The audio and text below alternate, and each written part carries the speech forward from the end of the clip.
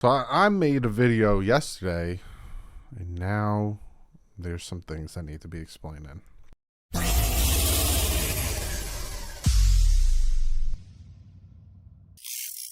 What is up, Finn fans? Now you're going to see the rest of this video, and I'm going to be wearing something different for the rest of this video. And a little splaining needs to be done before we jump into it. The title's still the same. I'm talking about Mike Gesicki and his contract extension, and is that happening, and yada yada bing bang bing. And there's a video I react to about what RG3 had to say about Tua Tagovailoa. The reason I'm wearing this completely different outfit, and I wanted to record this yesterday, Saturday. I recorded it Friday night to be put out Saturday at 10 a.m. normally when I release my videos. And it was reacting to Speak for Yourself, which is a show I'm assuming on Fox or Fox Sports or whatever, with Marcellus Wiley and Emmanuel Acho. And I react to it, right? Just like I did to the RG3. Just like I do to everything, where I put it up here, a little box up here, and then we watch it and I pause and I react to it like you normally do, like you've seen reaction videos do, right? And it got copyright claimed by Fox Sports. Even though in fair use, I am reacting to it. I have altered it. All that stuff. So I'm like, all right, I'll cut out the big section because there's like a good minute or so I'm not talking because they're making valid points, and then I react to it. Cut that out. Go to sleep. Wake up this morning. There's still a copyright claim on it for the now 2-minute clip. The video all in a whole was like 20-something minutes, and this was about 5-6 minutes of a 20-minute video they're trying to claim. And the way copyright claim works is any monetization or any money I would make on that goes to Fox Sports. Like, they need it, right? Goes to Fox Sports. So I am cutting all of it out, but I like the things I had to say about them talking about can Tua Tagovailoa and the Miami Dolphins reestablish their culture in Miami. So I'm going to see if I can keep it in there where it doesn't look weird of me blip, blip, blip talking about stuff that you're not going to see. But I can't keep the video in because it's getting copyright claim, because Fox Sports News can kick rocks. So I just wanted to make this quick little intro talking about it. And now you're going to go to Past Doug, who's also going to have some things to say about Mike Gesicki, and then I'll see if I can cut this together. If it looks bad, then I'm just going to cut it out. I don't know. This is the stuff you deal with when you're a YouTuber. But I love you guys. Hope you enjoy it. Yeah, here's the actual video. Yeah, so let's jump into this. Let's just not beat around the bush. I normally like ramble on for 10 minutes in the beginning of videos because I just like talking to you guys, even though you're not really answering back right now.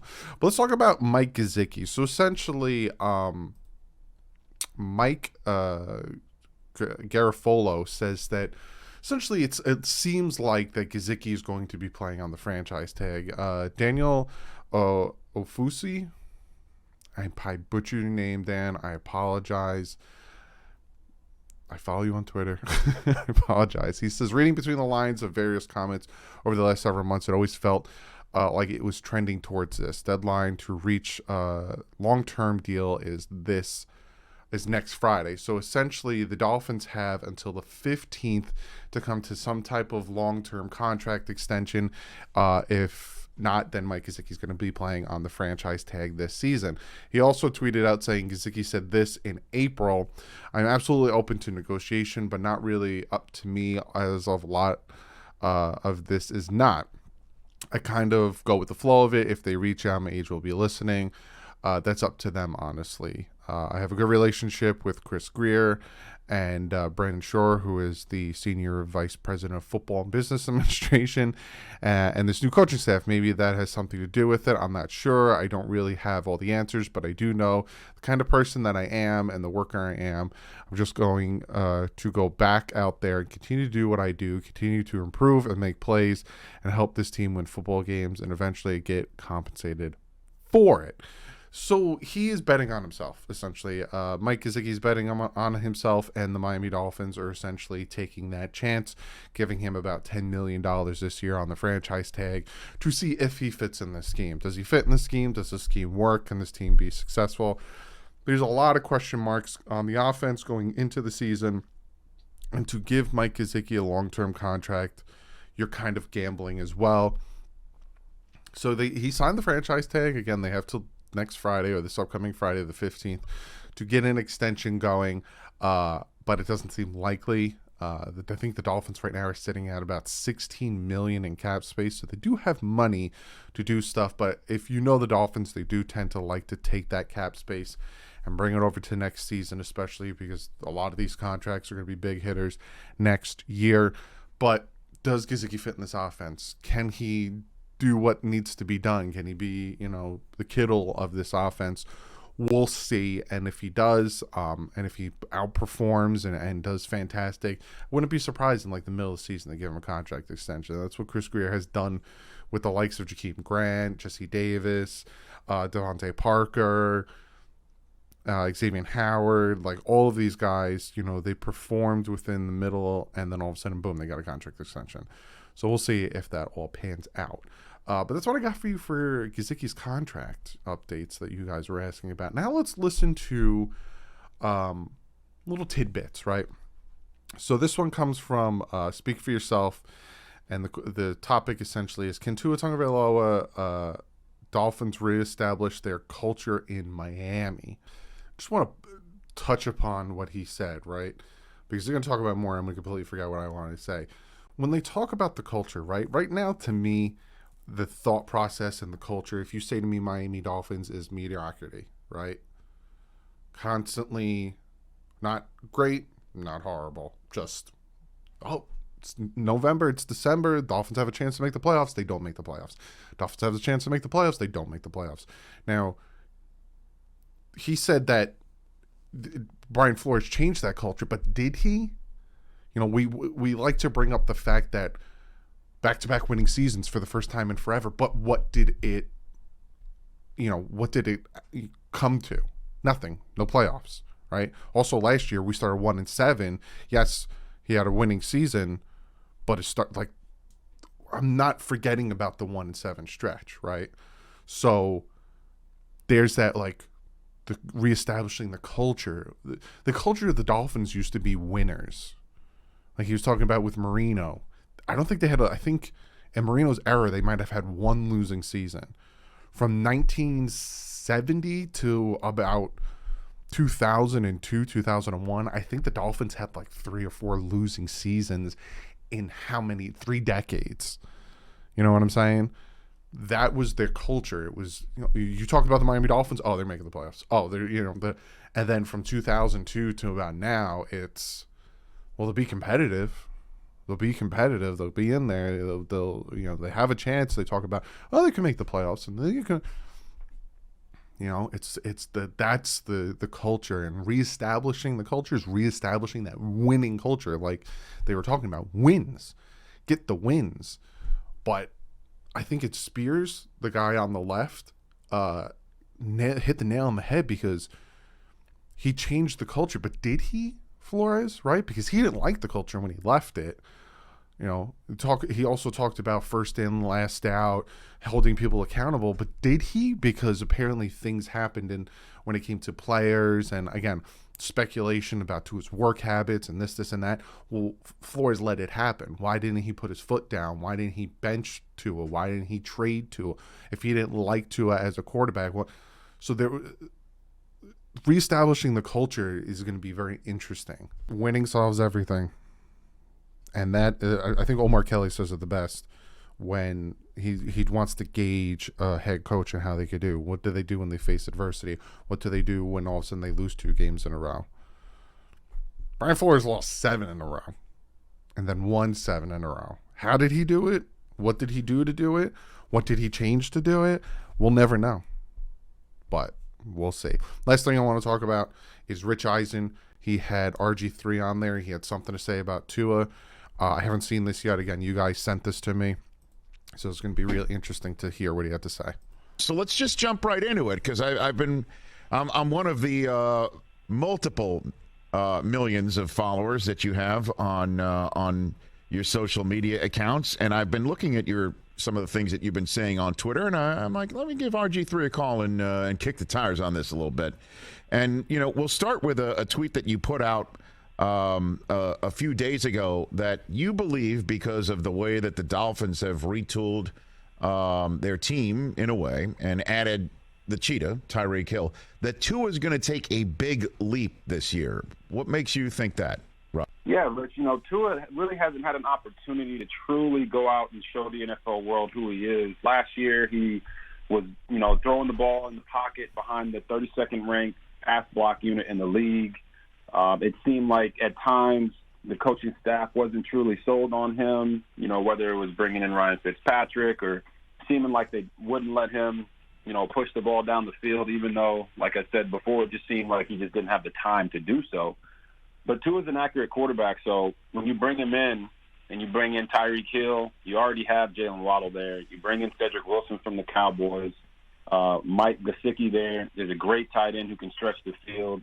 And then I think they did a really nice job of bringing in Teron Armstead, the left tackle from the Saints, and then Connor Williams, who did struggle a little bit last year, but is still an upgrade for them at the center position there on that offensive line. Is an upgrade on that offensive line. I just think that they put so many weapons around Tua, and they brought in an offensive-minded head coach in Mike McDaniel, that Tua's got one of two options, right? He's either going to prove that he's the guy this year, or he's going to prove that they need to draft a quarterback next year. So I'm on the side of I think they'll take a big leap, because I don't think he has a choice with all the weapons that they brought in for him. And I know I'm leaving out some guys. Lynn Bowden Jr.'s got a chance to be a little bit of like a Debo Samuel light for them. And then Eric Ezukama is a draft pick that people aren't really paying attention to, but he's a phenomenal wide receiver last year at Texas Tech. So I think that they just have so many weapons, and Tua's going to find a way to show the grit that I've seen from him this offseason. He's been a little testy with the media, getting upset about some of the stuff that's being said, and I think that's good for him.